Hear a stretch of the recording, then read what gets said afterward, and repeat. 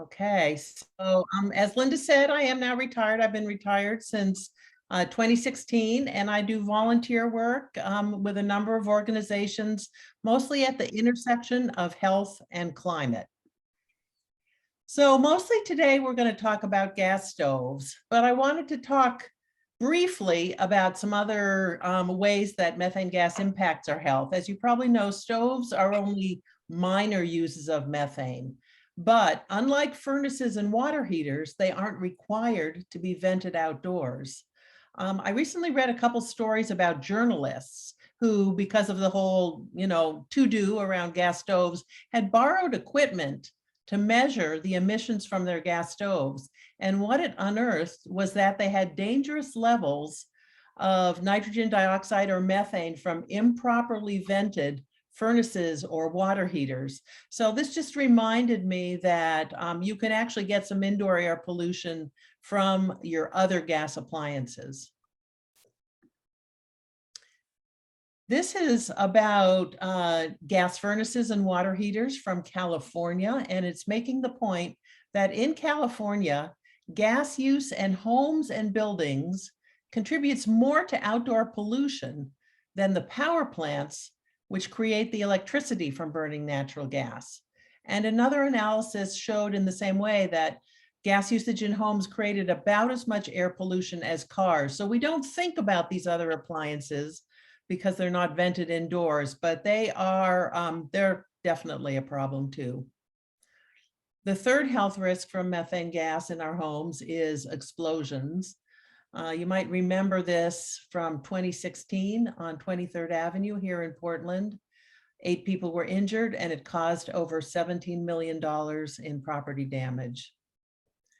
And we don't have fracking here in Oregon, but our gas comes mostly from fracking elsewhere. So I feel like we bear some responsibility for the health impacts of the people who live close to fracking sites. And they have more poor health outcomes like premature birth and childhood leukemia. And then lastly, as I'm sure you know, methane is a very potent greenhouse gas that contributes to climate change.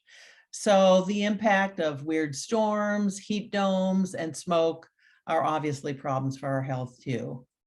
But let's get back to stoves.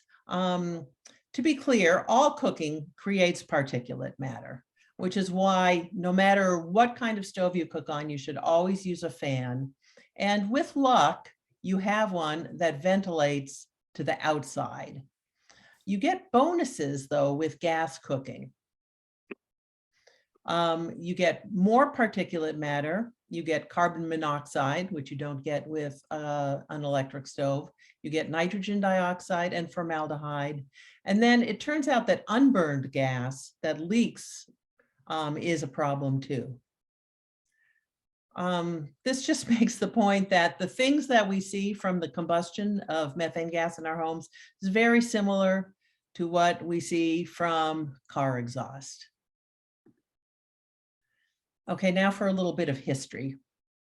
I love this picture of the coal truck. It says, "Food tastes better cooked by coal," and coal for health. So about a century ago, we had a transition from, in our heating and cooking energy source, from wood or coal to either electricity or gas. And to me, this doesn't feel like ancient history. I remember my first childhood home in Cambridge, Massachusetts was heated with coal. Now, in the battle over this transition of which homes were going to go electric and which were going to go to gas, the companies used celebrities as spokespeople. So maybe you recognize some of the folks here on this slide. That's Ronald Reagan speaking up for electricity. And my dad always used to say the phrase, "Now you're cooking with gas." And apparently that was planted with Bob Hope and other celebrities to use in their routines and became a common catchphrase in the 30s and 40s. So the gas industry, I think, realized pretty early on that gas stoves were kind of the gateway that would create a desire for gas among the home builders and homeowners who would then want gas for all of their heating needs. So over the years, they've done all kinds of things. There's this rap video, maybe you've seen it before. They paid Instagram influencers. They sent, quote, educational materials to schools, and they subsidized high-end homes like the Street of Dreams and other showcases for gas stoves. And this was just the piece of it that we saw. I'm sure they were also using their significant resources behind the scenes. And frankly, it's mostly worked, both the public relations and the politics behind the scenes for the last 50 years. But the risks of gas stoves have been known for decades. Nitrogen dioxide, which is one of the pollutants we're going to talk about, has been regulated since the 1970s. And in the 1980s, the EPA asked the Consumer Product Safety Commission to do something about gas stoves. A lower emitting burner was developed, but never brought to market. And I recently saw an article that was found by a journalist from 1984 with the title, "The Effect of Indoor Air Quality on the Natural Gas Industry." Now note, this doesn't say the effect of natural gas on indoor air quality. What it was is they were worried that an emphasis on indoor air quality would harm the natural gas industry. So meanwhile, evidence kept building, especially about gas stoves and pediatric asthma. This is not new. Why are kids more at risk? Well, they breathe faster and they run around more. And you may know that asthma is the #1 chronic disease in children. There have been 2 reviews of the literature on this topic. One was from the 90s, and then again in 2013. And the second one's conclusion was that kids who live in homes with gas stoves have on average more asthma symptoms and more increased risk for a diagnosis of lifetime asthma. It's probably the nitrogen dioxide that's the culprit for this. And there is no indoor standard, even though we spend 90% of our time indoors. The outdoor standard is 100 parts per billion over an hour, or 53 parts per billion on average. And it's become clear from recent studies that you can get to this level inside in the time it takes to scramble an egg. Doesn't take long. Okay, just a quick note about nomenclature. This confused me for a while. When you hear the term NOx, what NOx means is the combination of nitrogen dioxide and nitric oxide, and these two are in equilibrium. But it's created not from the fuel itself, it's created by the combustion. The high temperature combustion has an effect on the nitrogen and the oxygen that are in the air. And that's what creates the nitrogen dioxide and nitric oxide. And this is sneaky because unlike some other combustion products, nitrogen dioxide is odorless and it's colorless. So you can't see it. It's not like particulate matter, wildfire smoke that you can sometimes see. So in addition to the meta-analysis that I mentioned, there are several other studies that support the connection between childhood asthma and nitrogen dioxide levels. And I just want to comment on a couple of them.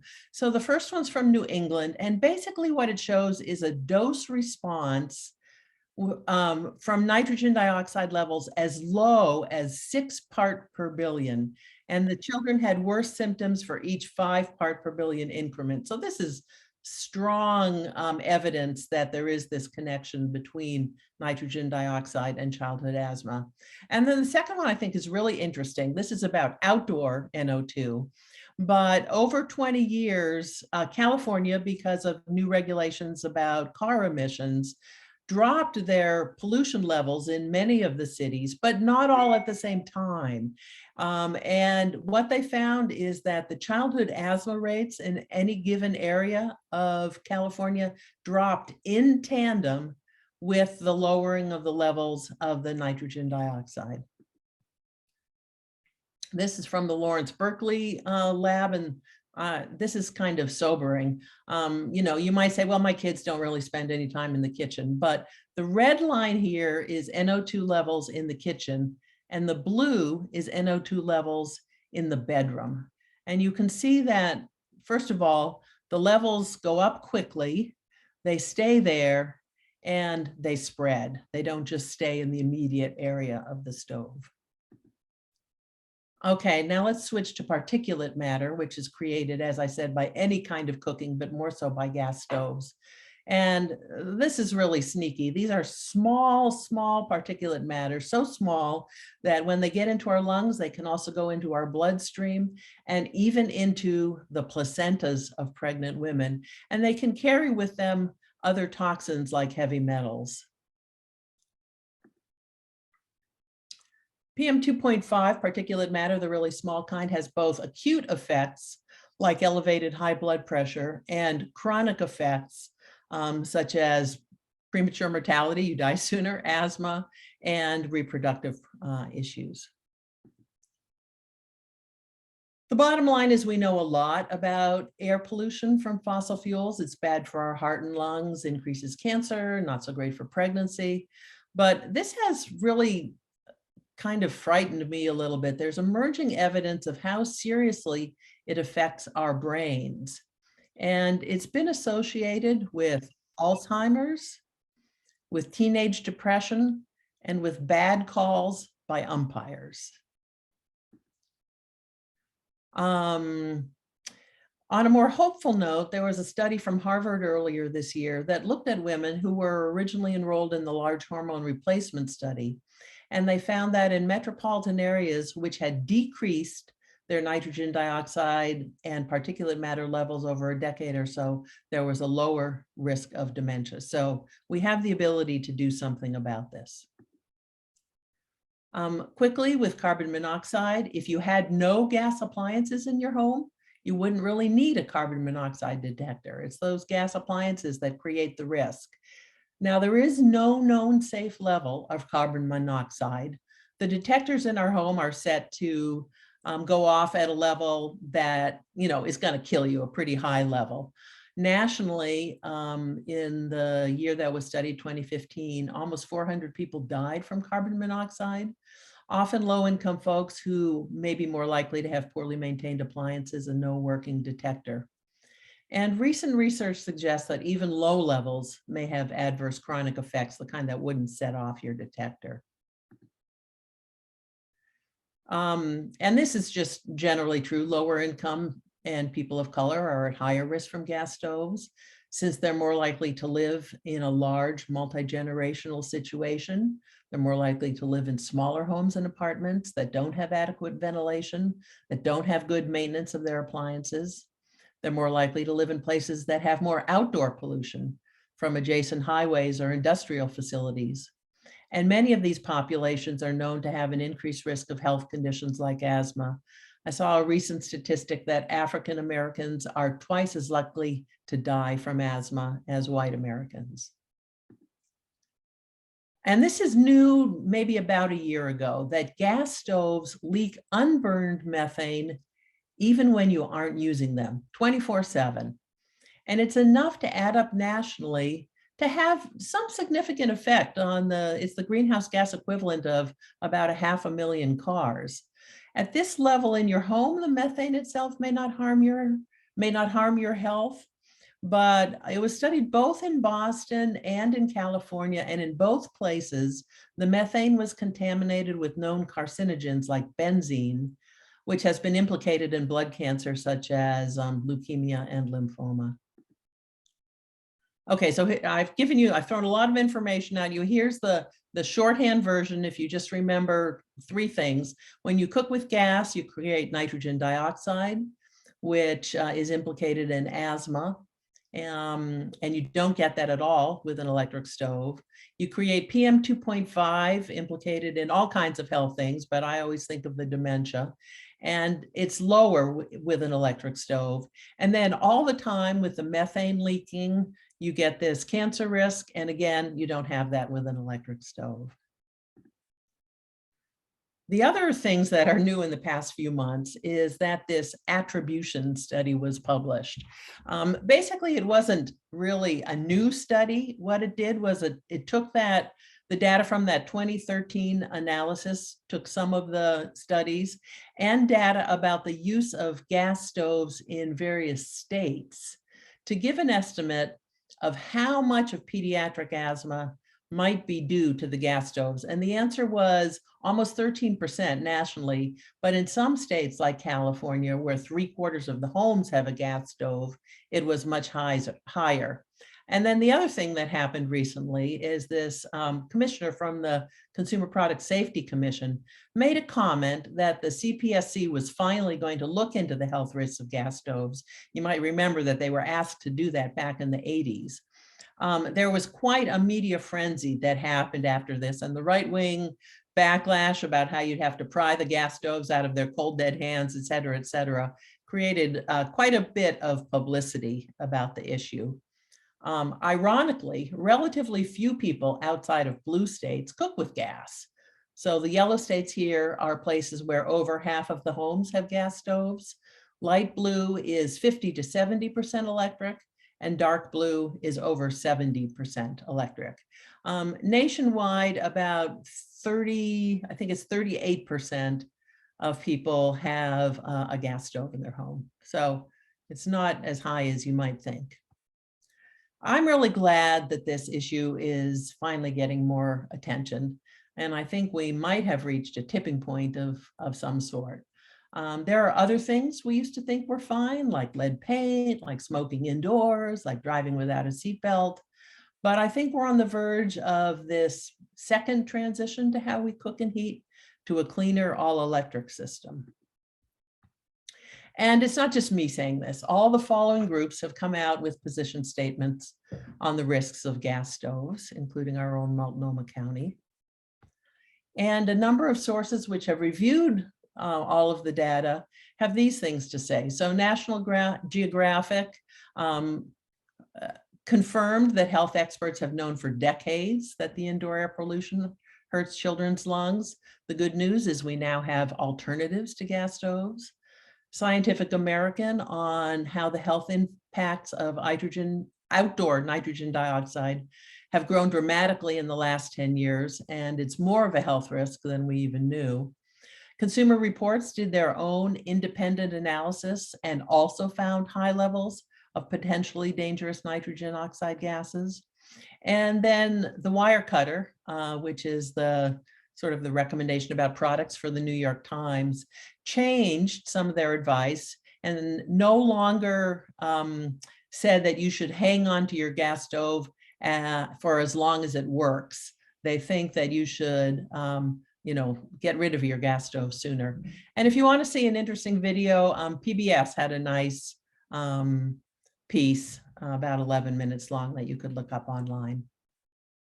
So what does the gas industry say? They basically say these 4 points, and I'll address each of them. They say that ventilation is the solution, that the studies about asthma aren't good quality, that there's one study which says there is no problem with gas stoves and pediatric asthma. And then there's one scientist who they've paid to testify on their side. So it's true that ventilation can help, but it's not the cure that the industry wants to make you think. The fact is that fans are quite noisy. So it's no surprise a California survey showed that over half of people don't use them routinely. I certainly didn't. When I had a gas stove, I would just turn it on, when I was cooking stinky fish or something. And then many fans, like the kind, that have a microwave above the stove, don't really do anything. They're just recirculating the air in the kitchen. There's an interesting study from Baltimore where they randomized 78 homes with gas stoves to receive one of 3 interventions to try to decrease nitrogen dioxide. They either gave them a hood, or they gave them a filter system, or an electric stove. And it turned out that replacing the gas stove with an electric stove was the most effective intervention, and providing a hood was the least effective. perhaps because people failed to use them, even though they were instructed to do so. But it turns out that even if you build in continuous ventilation, it may not work. This is a study about homes that were remodeled with a form of continuous mechanical ventilation, and it decreased most of the pollutants. You can see that decreased particulate matter, carbon monoxide, but it did not decrease nitrogen dioxide. I think this needs more study, but this could be true because nitrogen dioxide is heavier than air and tends to sink. And so I can imagine that it would be more difficult for a ventilation system to remove the nitrogen dioxide. So another thing that the gas industry will do is they will, and I think rightfully, criticize some of the studies as not being perfect. But the fact is that a perfect study, a randomized double-blind study, would expose children to nitrogen exposure, to nitrogen dioxide. And given what we know, really, that would be unethical. And then there's this one large study I mentioned before, which didn't show a relationship between gas stoves and asthma, but that study had quite a few problems, like it depended on 6th and 7th grade kids knowing what kind of fuel was being used in the home. It was international. It included people with wood stoves. And one of the co-authors on that study says that it's being used in an improper fashion by the gas industry, and that his later work confirms the association between gas stoves and asthma. And then there's this, I don't know if you noticed this study, but this was from the front times of the front page of the New York Times a couple weeks ago. And it talks about Dr. Goodman, Julie Goodman, who's a toxicologist employed by a company called Gradient. And she has testified on behalf of the tobacco industry and on behalf of many chemical companies. Northwest Natural paid her to testify remotely at a Multnomah County hearing last fall that I was at, and we were all sort of shocked that she all of a sudden showed up, on Zoom to testify in our little county. But okay, so that's all the bad stuff about gas stoves. And I want to talk about, luckily, there are really good options that you have. There are two different kinds of electric stoves, and you probably know this, but you can get kind of a regular electric stove. They're not the old coils that we used to have in my rentals when I was a student. These are ceramic top, they're glass top, they're easier to clean. They are cheaper than induction, and all pots will work on them. Copper, glass, anything that you own will work on it. The other thing that might be important to some people is that there's no theoretic risk to pacemaker users, which some people have concerns with because of the magnetic coils in an induction stove. When I've tried to look into this, there's not as much information as you'd like, but the bottom line is that probably new pacemakers aren't affected. And if you have concern about this, you should talk to your cardiologist about what kind of pacemaker you have. And then the other alternative, of course, are induction stoves, which work by a magnetic field exciting the ferrous materials in the pot. These are faster than gas. I have one, it's fabulous. They're coming down in price, and they're also safer for kids and elders, and easier to clean because the stove itself doesn't get hot. It's only the pot that gets hot. So I don't know if you've seen the little videos on YouTube or TikTok of somebody cooking on their induction stove and then putting their face on the stove, or putting a sheet of newspaper on the stove and cooking their greasy food right through the newspaper for easier cleanup. Not that I'm recommending either of those things. Now, if you're not ready to buy a new stove, there's quite a few things that you can do right now if you want to cook in a safer, cleaner way. And I kind of like this set of comics that comes from the Washington Post. An easy first step is just to use your stove less. You probably have some electric appliances, an electric kettle, an Instant Pot, and you can use those when possible instead of the gas stove. If you do need to use your gas stove or oven, be sure you're thinking about ventilation. And also, if you cook on the rear burners, whatever ventilatory system you have will work better. Turn the fan to high. Then you can buy or sometimes borrow. Some libraries. I don't know if Multnomah County has this, but some libraries will actually loan you an induction hot plate that just plugs into a regular outlet. So if you want to take action now, this particular hot plate, the Duckstop 9600, was highly rated by Wirecutter. We got one for our trailer that we have up in the Medhow Valley, and it works very well. And then get a magnet, because that's what you need to do to check your pots to see if it'll work on induction. If a magnet sticks to your pot, which it will, of course, to all cast iron, and most stainless steel has enough ferrous material to work well with induction. And then make a decision about whether you want to go with induction versus electric.